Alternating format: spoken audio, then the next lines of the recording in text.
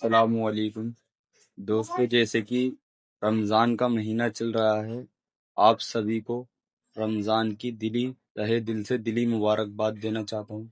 दोस्तों, आज हम रमज़ान के मुबारक महीने पर इसी के बारे में बात करेंगे।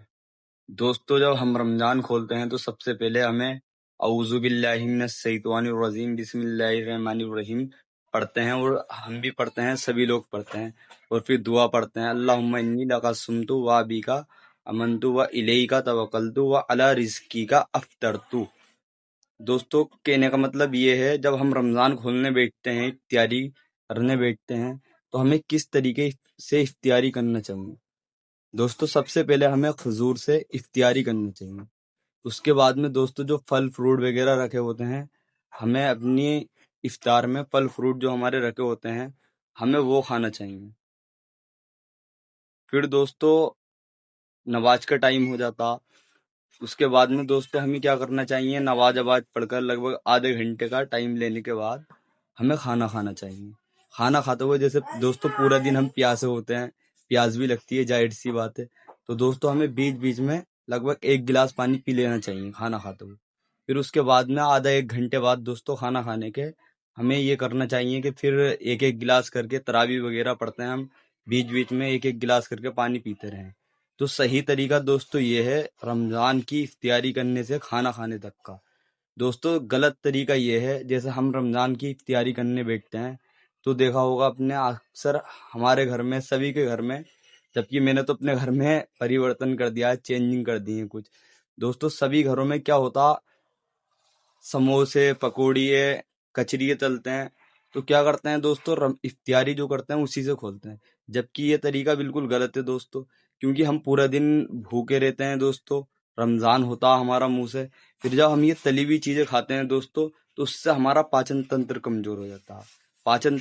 तंत्र के साथ साथ दोस्तों, जो हमारी भूख है वो ख़त्म हो जाती है दोस्तों। और खाली पेट पे, हम पूरा दिन खाली पेट होते हैं, ना पानी पिया होता हमने, ना खाना खाए हुए होते हैं, रमज़ान होता, तो दोस्तों इससे हमारा पाचन तंत्र तो कमज़ोर होता ही है।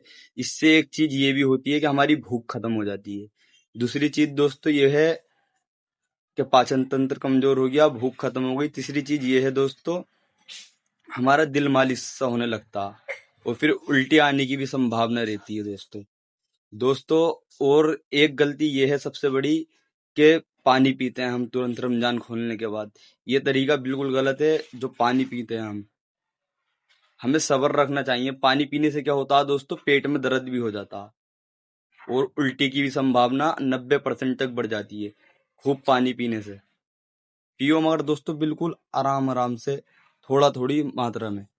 दोस्तों, अब आपने देखा होगा, जैसे आपको भूख लग रही है, आप चाय पी लो, तो आपकी भूख को वो बिल्कुल ख़त्म कर देगी। इससे क्या होता है, वो जो आपकी शरीर पेट में अग्नि जलती है भूख की प्रक्रिया की, वो उसे ठंडा कर देती है और भूख खत्म हो जाती है। इससे क्या होता है, शरीर में बीमारियां पैदा होती हैं।